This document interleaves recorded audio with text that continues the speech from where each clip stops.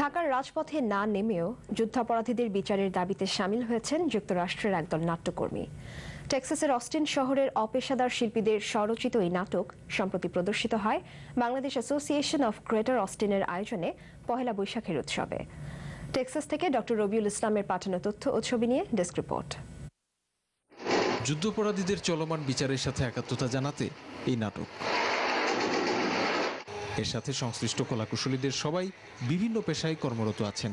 নানা ব্যস্ততার মাঝেও তারা দিনরাত খেটে খুঁটে বানিয়েছেন নাটকটি। ছাত্রছাত্রী, সংস্কৃতিকর্মী, রাজনীতিবিদ সহ সমাজের নানা পেশার মানুষের দৃষ্টিভঙ্গি প্রতিফলিত হয়েছে নাটকটিতে। আমরা যুদ্ধাপরাধীদের বিচারের আন্দোলনে শরীক হতে চাই।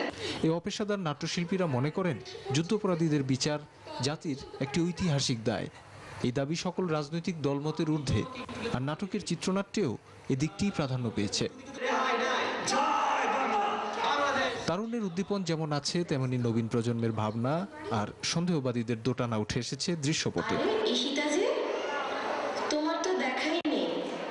স্বাধীনতা বিরোধী যে কোনো শত্রুকে ঘায়েল করতে এই প্রজন্ম ঐক্যবদ্ধ এবং দৃঢ় সংকল্প থাকবে, এই বিশ্বাসকেই তুলে ধরা হয়েছে নাটকে।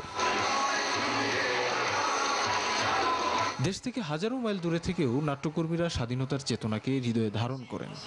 তাদের আশা নাটকটি প্রবাসী ও নতুন প্রজন্মকে উদ্বুদ্ধ করবে।